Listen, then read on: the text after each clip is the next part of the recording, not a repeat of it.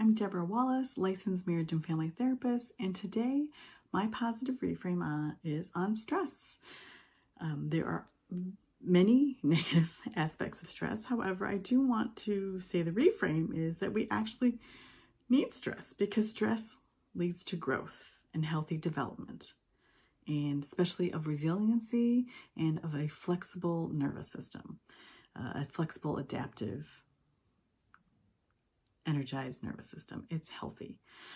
And what my basic definition that I like to say stress is really any stimulus that's either in the environment, intellectually, emotionally, physically, relationally, that is prolonged, unpredictable, and overwhelming to our nervous system. And it's unique to every nervous system. Every body is different. And that's why one stressor could be one from another and not for another.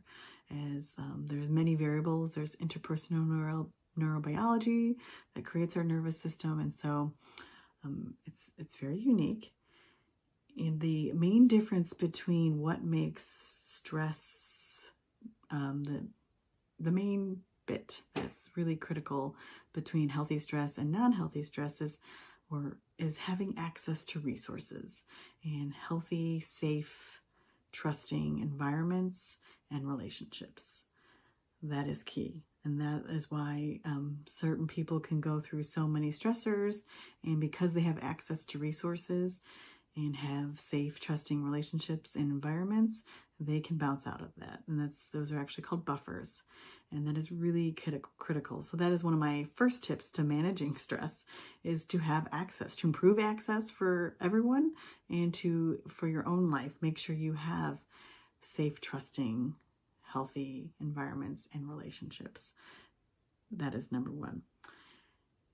And there's degrees of stress. So positive stress.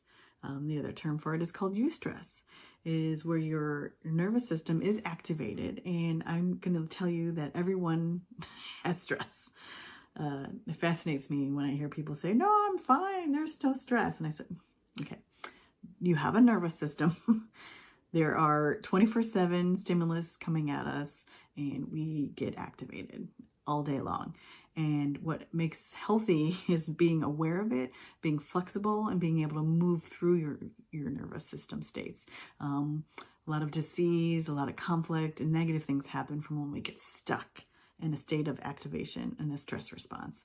And so, positive stress is when it's moderate, predictable, in pattern experiences. Like we signed up for it. We have a sense of agency and control. And that is what helps create resiliency and develop a more flexible nervous system. We need stress, and it's good for us. Whereas, there's like a middle ground. Yes, it's going on. As I mentioned, it's unpredictable. It's prolonged longer. Yet if you have access to those resources, then you're going to be able to move through that. And there's an end. There's an end in sight.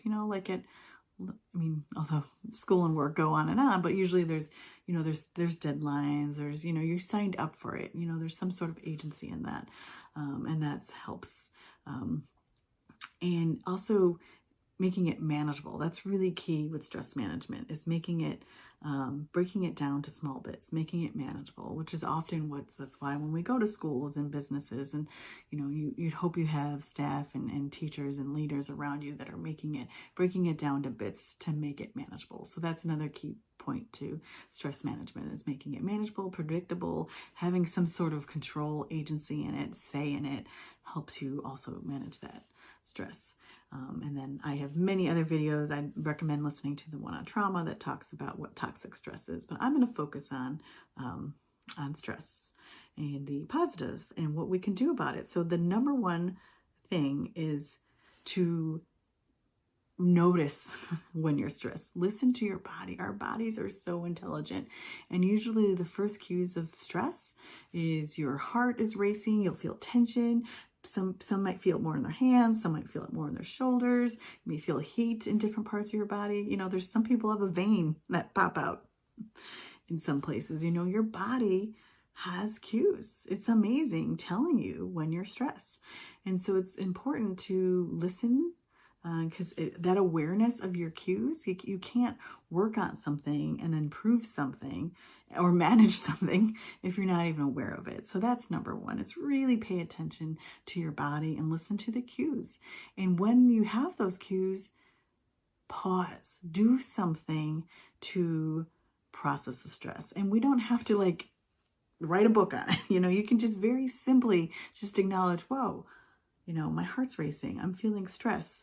And take a few breaths. Do something nurturing. The other key thing is creating rituals, soothing rituals for yourself, consistency. As I mentioned, the nervous system, because stress is unpredictable, we need to create a life that has some predictableness, some consistency, nurturing patterns. So I like to say, nurturing rituals. We need a rhythm of nurturing rituals in our life so that our nervous system has this space, has these opportunities to get a dose of healthy goodness. So, these are buffers. So again, not everyone has access to it. It makes me sad. It hurts that, many people don't have access to safe environments and resources.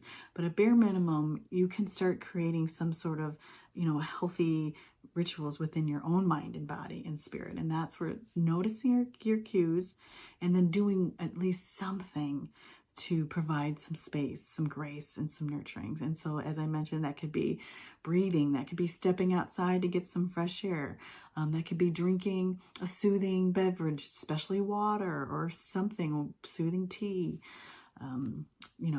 having your best friend that you can just vent to really quick.